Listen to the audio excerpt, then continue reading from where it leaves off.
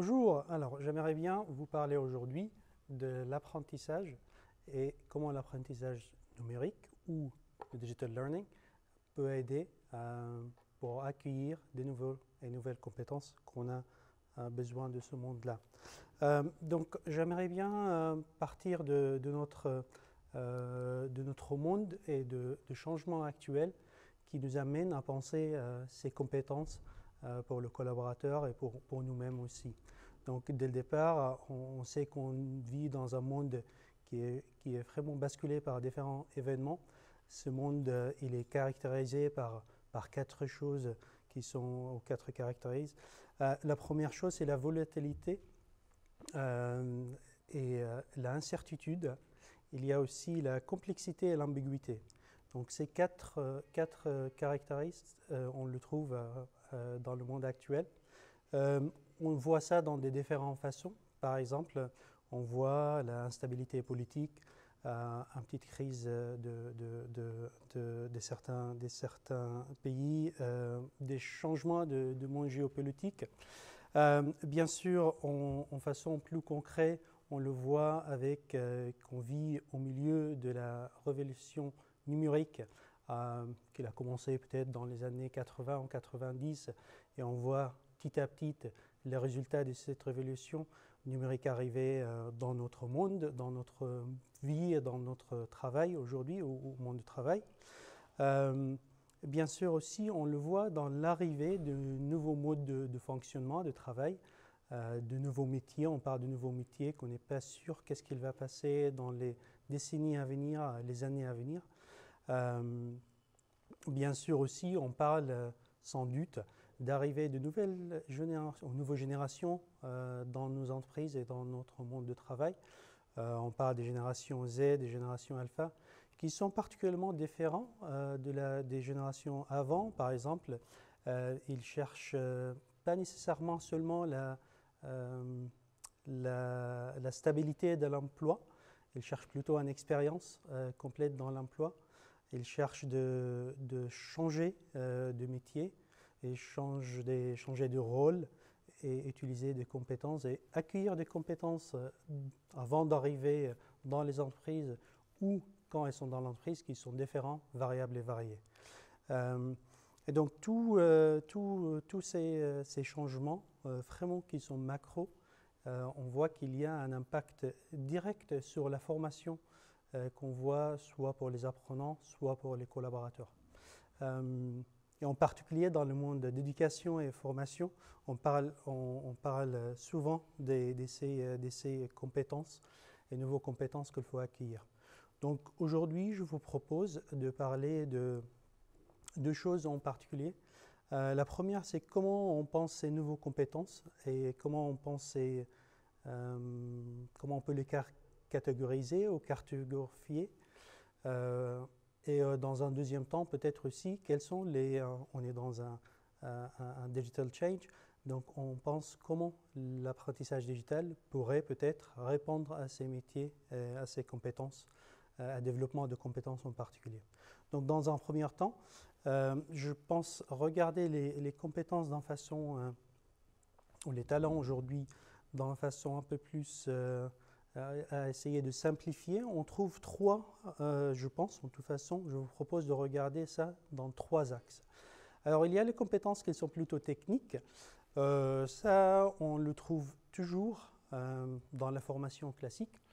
Ils sont nécessaires pour exercer un métier, ça c'est sûr et certain. Donc on le trouve dans la formation officielle, aux entreprises des fois aussi qu'on le trouve, ces formations techniques, et c'est lié vraiment à l'exercice de métier tel quel. Ils sont souvent axés dans la formation quand on essaye de faire une formation. Ils ont vraiment explicité comment on peut acquérir ces compétences, savoir-faire et savoir-être.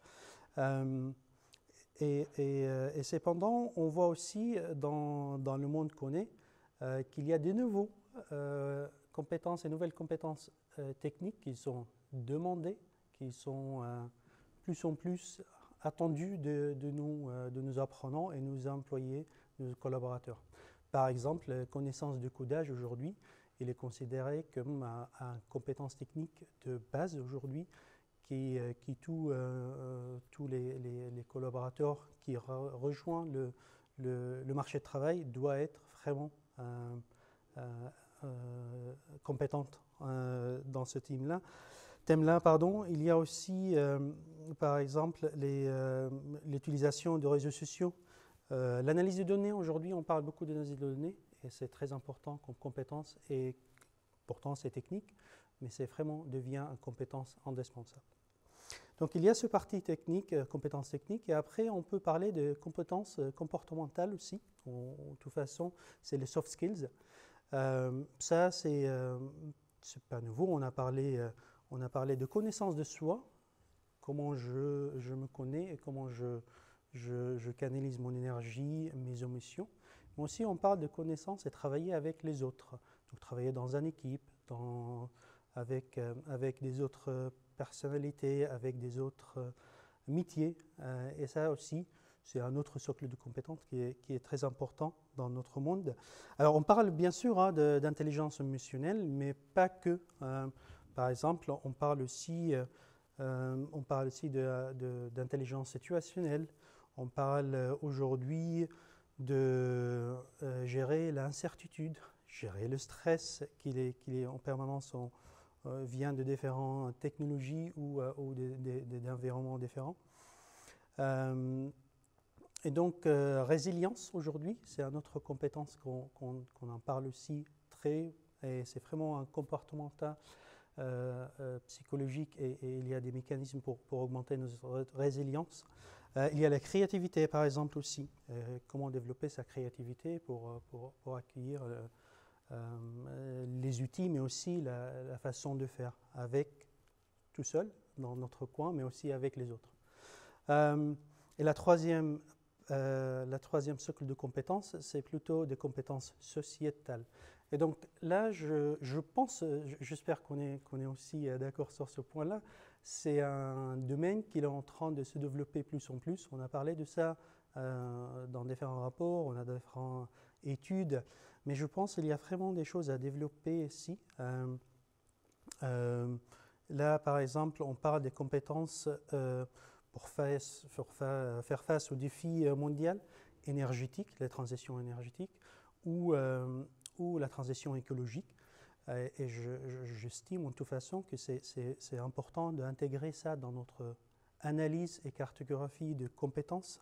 Sensibilité à l'autrui et la diversité, ça c'est important. Priorisation des enjeux environnementaux et sociétals aussi pour le monde de demain dans notre développement durable. Donc ça, si ça sollicite, c'est sûr qu'il se sollicite différents types de compétences techniques et comportementales, mais c'est la mobilisation. Il y a une chose aussi à bâtir là-bas, je pense, et il y a différents écoles, différents métiers, différentes façons de faire aussi dans ce champ-là. Alors, ces trois socles de compétences, je pense, c'est vraiment indissociable et vraiment ils sont liés, en toute façon, les trois, l'un l'autre, pour servir le métier de demain et pour faire face à cette complexité, incertitude dans le monde. Je pense qu'il y a une chose qui est très importante dans ça aussi, c'est l'hybridation des compétences techniques ou comportementales ou sociétales. On a tendance dans le passé, en toute façon jusqu'à aujourd'hui, de focaliser sur certains métiers, certains champs de compétences, management, ingénieur, et sciences et biologie. Et on voit que l'hybridation de ces compétences ensemble, c'est très important.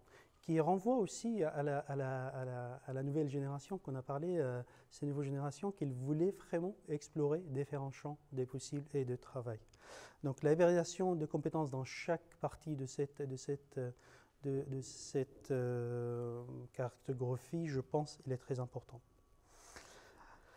Alors, je pense en liant ça avec le digital. Donc, j'aimerais bien parler de deuxième axe aujourd'hui, quelles sont les solutions digitales aujourd'hui, digitaux, qui nous permettent d'acquérir ces compétences, de développer ces compétences à l'intérieur de l'entreprise ou à l'extérieur de l'entreprise dans un monde qu'on vit aujourd'hui.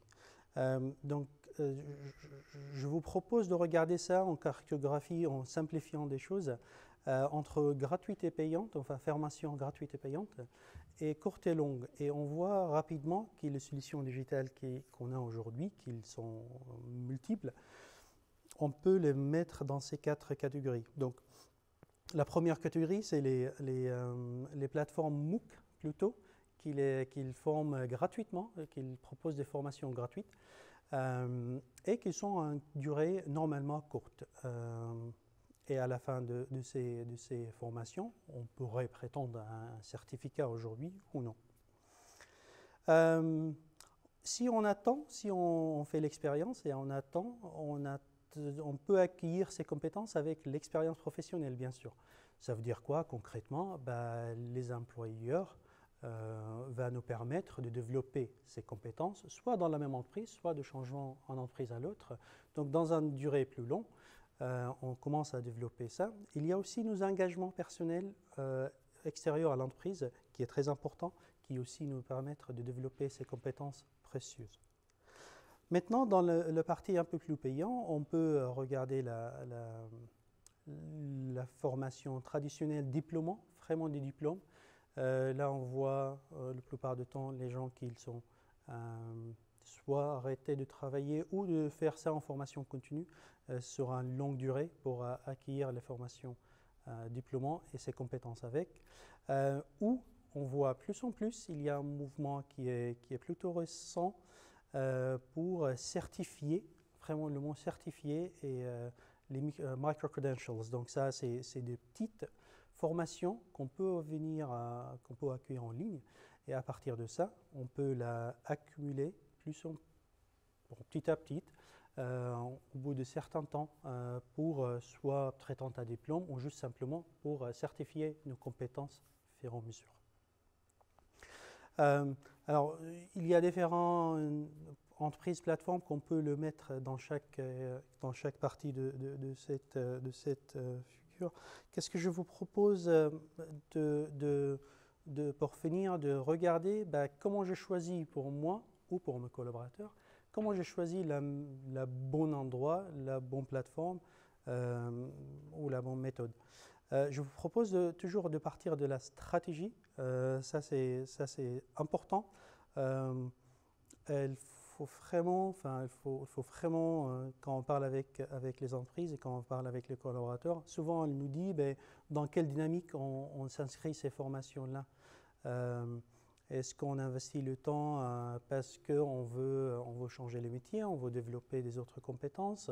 Qu'est-ce que voulait l'entreprise de nous, mais aussi qu'est-ce qu'on veut de nous? Donc il y a 2 ou 3 niveaux de stratégie. Pourquoi se faire? Je pense que c'est très important de l'adresser assez rapidement dans votre choix. La deuxième chose qui est très importante aussi, l'expérience d'apprentissage numérique. Donc des différents formats d'apprentissage numérique, comme on le sait, asynchrone, synchrone, hybride, permettent de faire différentes choses. Et souvent, on entend parler de flexibilité, on entend parler aussi de l'immersion et de l'expérience d'apprentissage qu'il est plutôt avec l'interactivité. La troisième axe aussi, c'est la qualité et la crédibilité d'institutions. Donc, quand on inscrit une formation, soit pour nous, soit pour le collaborateur, il faut aussi refaire effeuiller les qualités de formation, d'apprentissage et de la plateforme pour ces collaborateurs. Et le plus important pour moi, en toute façon, c'est la personnalisation et le projet d'entreprise. Donc, c'est très simple aujourd'hui qu'on se forme, on forme nos collaborateurs en façon d'acheter un package avec toute la formation possible qu'il est enregistré et accessible à tout le monde. Cependant, on sait très bien d'avoir accès à quelque chose, c'est complètement différent de impliquer, de s'engager et de faire et de monter de compétences de cette façon-là. À partir de ça, on a différentes façons de le faire. Normalement, la personnalisation de ces formations, c'est très important. On voit beaucoup des entreprises et de collaborateurs nous approchent en inscrivant cette formation, cet apprentissage digital dans un parcours ou dans un projet qui est beaucoup plus global et beaucoup plus important. Et donc, ça devient un brique parmi pour avancer sur un projet qui est beaucoup plus large que la formation telle qu'elle. Donc, ça devient la finalité, ça ne devient pas l'apprentissage, mais c'est une chose qui est beaucoup plus large. Voilà, je vous remercie et merci bien.